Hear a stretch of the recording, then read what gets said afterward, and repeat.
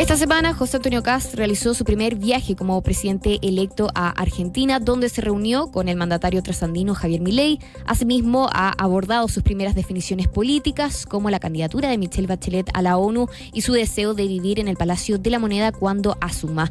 Sobre esto y más, y el proceso de traspaso de mando, queremos conversar con Bárbara Figueroa, secretaria general del Partido Comunista y ex embajadora de Chile en Argentina. Bárbara, ¿cómo estás? Buenas tardes. Hola, Bárbara, qué gusto. Hola, muy buenas tardes, Benjamín, Antonio, un saludo para ustedes y para todos los auditores. Bárbara, quería partir preguntándole sobre qué le pareció la visita del presidente electo José Antonio Kast a Argentina. El embajador José Antonio Viera Gallo, si bien señaló que está en línea de lo que han hecho otros mandatarios electos, le sorprendió que haya sido tan rápido. ¿Usted qué le parece? Mire, yo creo que acá, más allá de lo que uno pueda parecerle o no, quizás es importante siempre tener en cuenta que lo que vivimos durante el fin de semana fue la elección de quién va a asumir como presidente a partir del 11 de marzo. Uh-huh. Y por lo tanto, en este intertanto, lo que tenemos es un presidente en ejercicio, que es Gabriel Boric, y lo que uno esperaría es que efectivamente sea en el marco del respeto de esa institucionalidad que todos nos hemos dado, que es vivir procesos electorales, aun cuando los triunfadores de estos procesos no asuman de manera inmediata, respetar entonces al presidente en ejercicio. No digo que esto sea una falta de respeto, pero sí me parece que es poco consistente, o por lo menos genera esa sensación como de paralelismo, ¿no? Tener a un presidente en ejercicio, que es quien lleva las relaciones internacionales, y por otro lado un presidente electo que aún no asume y que ya comienza a dar señales. Ahora, por eso digo, más allá de que sea a Argentina u otro lado, lo cierto es que uno lo que esperaría ahí es que haya un alto nivel siempre de coordinación y de diálogo entre las autoridades electas y las que están aún en ejercicio. Bárbara, y en esa línea, ¿consideras tú que reunirse justamente con un personaje como Javier Milei a pocas horas de ser electo podría delinear también lo que va a ser su política exterior? Sobre todo pensando también, no sé, por los mensajes que mandó Donald Trump, Elon Musk y también Benjamín Netanyahu ahora último. O sea, yo creo que nadie se puede dar por sorprendido. Es evidente que lo que vivimos en el marco de la elección presidencial fueron dos proyectos distintos, un proyecto vinculado a la ultraderecha, no solo nacional, sino que además a nivel mundial.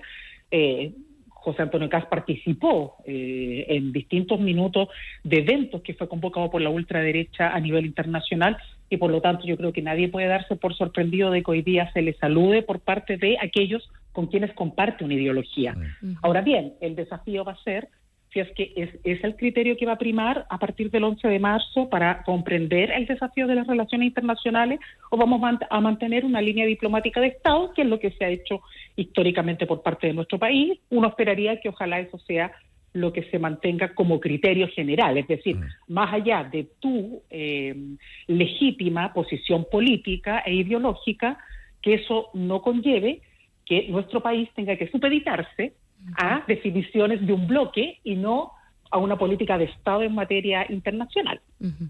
Bárbara, Carolina Toá criticó la foto de José Antonio Kast que sale junto con Javier Milei posando junto con esta motosierra. La exministra dijo que era un error, ya que daba a entender que Chile está como Argentina. ¿Cree usted que se puede interpretar de esa manera? O sea, creo que es absolutamente imprudente aparecer en una foto de estas características, no solo por las similitudes o no similitudes que se puedan hacer, sino que creo que la señal simbólicamente da cuenta de algo que no es real, y es que no estamos frente a procesos o un debate a nivel mundial donde lo que tengamos que hacer es aplicar la fuerza para poder resolver los conflictos. Todo lo contrario, lo que estamos tratando de abogar a nivel internacional, al menos quienes decimos que efectivamente el desafío democrático trasciende fronteras, es que los conflictos no sean por la vía de la capacidad bélica que se resuelvan. Creo que en ese sentido tiene un simbolismo. Más allá, digamos, de los juicios que ha hecho y la campaña, digamos, que le dio, digamos, un soporte muy fuerte a José Antonio Kast, que fue esto de señalar siempre y persistentemente que Chile estaba en una situación de emergencia, cuestión que yo no comparto, que muchos de nosotros no compartimos, y que si bien no nos impide ver la angustia de la gente, porque vivimos igual que cualquiera de los seres humanos de nuestra ciudad, o sea, nos pasan las mismas cosas, nos asaltan, nos entran a robar a las casas, uno no anda, digamos, estos temas uno no los pone sobre la mesa, pero no es que uno sea ciego a eso. Pero si alguien me va a decir que Chile retrocede cuando tiene copago cero, que retrocede Chile o que está en emergencia por tener gratuidad en educación, si alguien me dice que esos son medidas que hoy día demandan que necesitamos un gobierno de emergencia, a mí me parece que no se sostienen por ningún lado, más aún hoy día con los datos que ha entregado el Banco Central y el hecho de que reconocemos que tenemos una inflación controlada. Entonces, yo no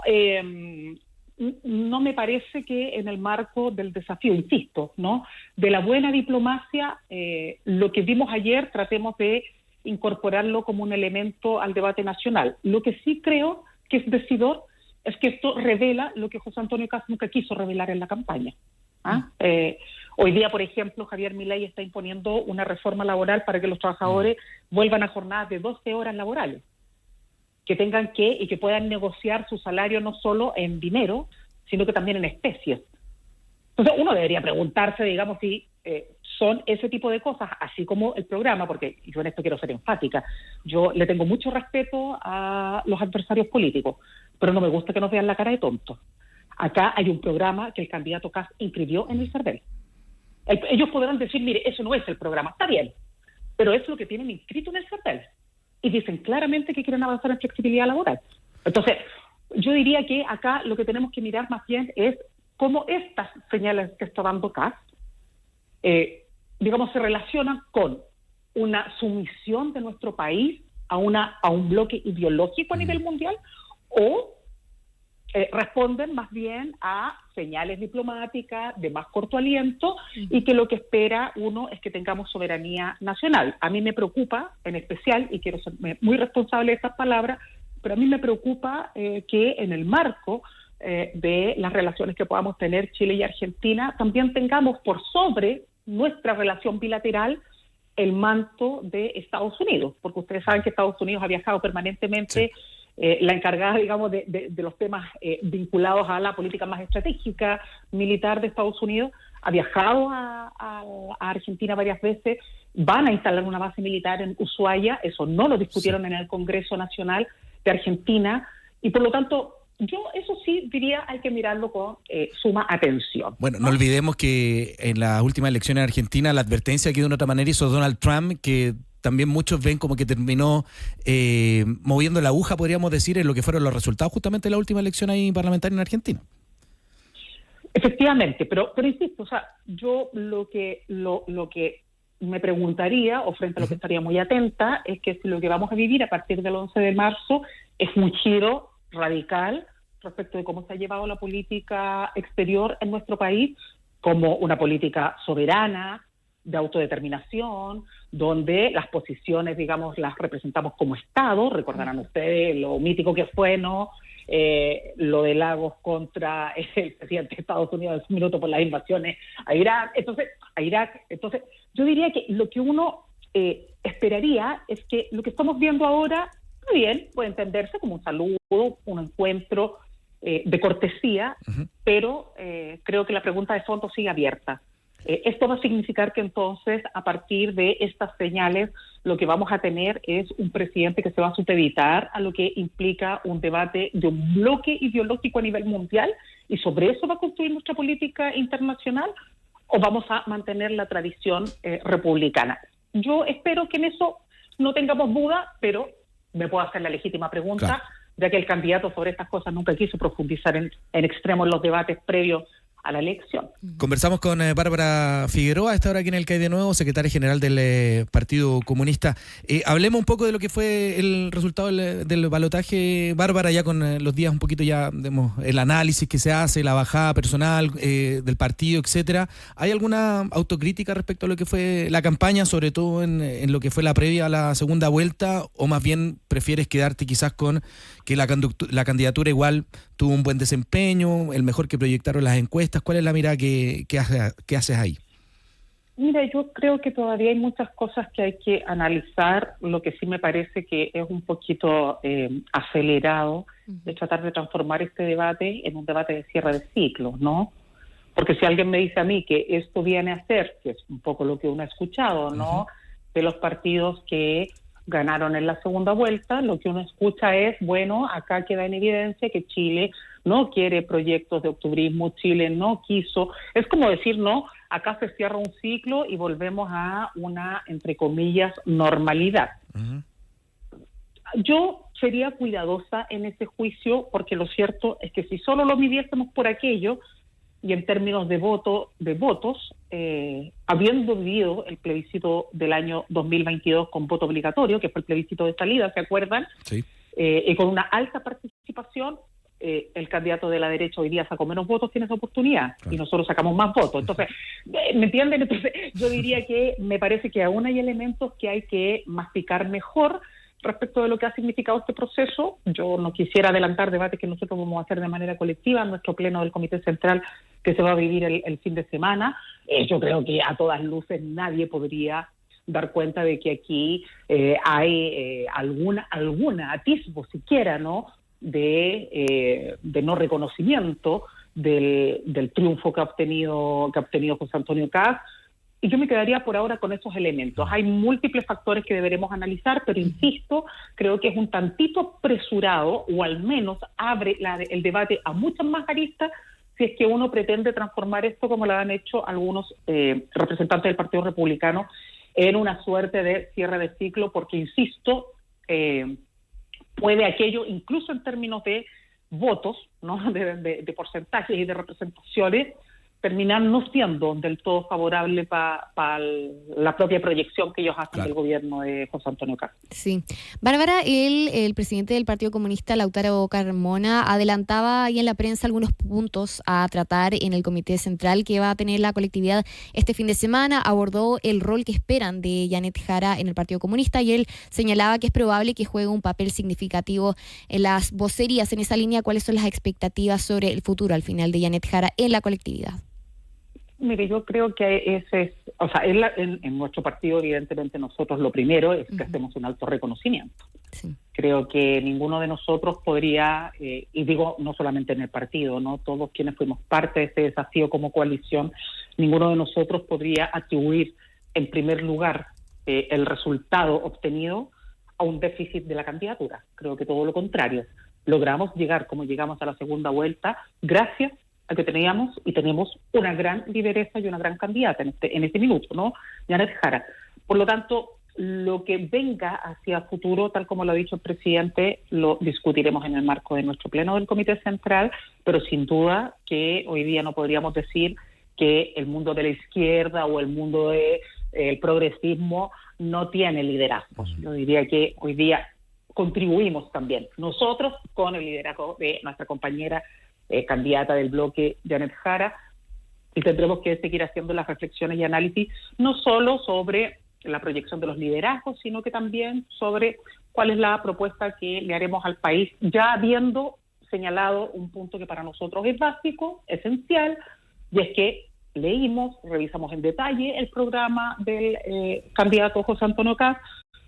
Y si alguien a mí me pretende decir, mire, esto es lo que la mayoría votó y por lo tanto no hay ninguna posibilidad de que usted venga a cuestionarlo, yo solamente diré lo que tenemos claro, es que hubo muchas cosas que el candidato no quiso sincerar en los debates presidenciales. Y por lo tanto, legítimamente, uno puede plantear reparos respecto de ciertas materias donde entendemos pueden haber potenciales riesgos de pérdida de derechos. No solamente estoy pensando en los beneficios, no solamente estoy pensando en la lógica de reducción de Estado, de que vamos a focalizar aún más las políticas de beneficios para las personas, sino que también estoy pensando, por ejemplo, en el incentivo a la inversión y por lo tanto más flexibilidad, peores condiciones para la clase trabajadora, es decir, que las familias trabajadoras al final del día tengan que ser una vez más quienes paguen los costos de este debate, ¿no?, o de este proceso electoral. A propósito de costos, Bárbara Figueroa, ¿qué tanto perjudicó quizá a la campaña de Janet Jara episodios que marcaron a este gobierno? No sé, pienso desde la visita de Isque Asiches a Temucuicú y el caso Convenio, la denuncia a Manuel Monsalve, la crisis de las cuentas eléctricas. ¿Qué tanto de eso hay en esta derrota que obtuvo el oficialismo? Que fue una derrota, hay que decirlo, súper holgada. Y, ya se anticipaba que iba a haber una diferencia grande, pero evidentemente fue una derrota que golpeó duro ahí al oficialismo. ¿Qué tanto de responsabilidad del gobierno quizá en estos distintos episodios que yo te mencioné pueden achacarse en la derrota de Janet Jara? Mire, yo insisto, creo que estos son debates que tenemos que dar en primer lugar entre los incumbentes y luego de eso haremos análisis más públicos, pero yo tengo la impresión de que más que el hecho de lo que haya o no haya hecho el gobierno, estuvo más sobre la mesa, yo diría que la capacidad que hay que destacar, ciertamente, ¿no? Ninguno de nosotros podría decir que fue una mala estrategia, de el candidato de oposición en ese minuto, hoy día actual presidente, de ser persistente en poner esas temáticas como un tema principal y señalar que la candidata era una candidata de continuidad, aun cuando sus hechos daban cuenta de que había sido probablemente de las ministras que tuvo no solamente mayor efectividad a la hora de legislar, sino que también conductas muy, yo diría que muy radicales y que fueron muy consecuentes también cuando tuvo que enfrentar situaciones como la del subsecretario Larraín, mientras ella era ministra del Trabajo y él subsecretario de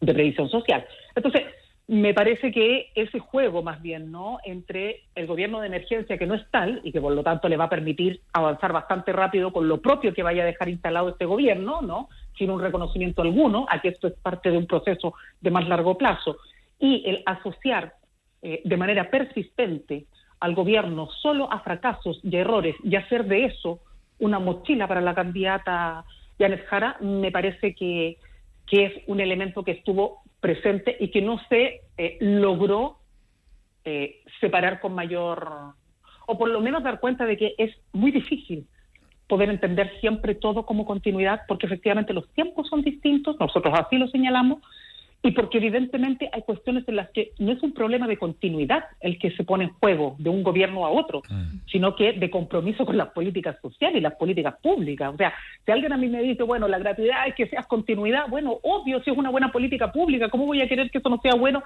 si eso está beneficiando a miles de jóvenes y a familias que hoy día no tienen que gastar de su bolsillo para que tu hijo estudie o no estudie en la universidad? ¿Cómo no va a ser bueno? ¿Cómo no va a ser una buena política pública? ¿Por qué no vas a continuar con eso? Entonces, tengo la impresión de que esto se midió demasiado y hubo extremada, yo diría que generosidad con el candidato electo para permitir este tipo de juicios avasalladores sin que hubiera como réplicas más directas, ¿no? ¿Bárbara? Insisto, lo mismo del programa. Sí. Yo escucho que hablan hoy día y dicen, bueno, la gente sabe por lo que votó, y veo poco esto de que a veces los medios de comunicación les digan, pero oiga, si usted no respondía a todas las preguntas y cuando se le consultaba sobre temas del programa usted decía que no, y sin embargo están ahí, digamos, ¿no? Entonces, pero bueno, estas son las cosas que pasan en estos tiempos. Esto no le quita un ápice de mérito al triunfo que obtuvieron, y por cierto que también a los procesos autocríticos que tenemos que hacer nosotros. Yo creo que eso, una cosa no quita la otra, ¿no? Bien, pues, Bárbara Figueroa, secretaria general del Partido Comunista, te queremos dar las gracias por estos minutos de una valiosa conversación, como siempre, agradeciendo tu disposición para hablar con nosotros, Bárbara. Que tenga una excelente tarde. Muchas gracias a ustedes, Antonio Benjamín, que estén muy bien. Igual, chao. Chao.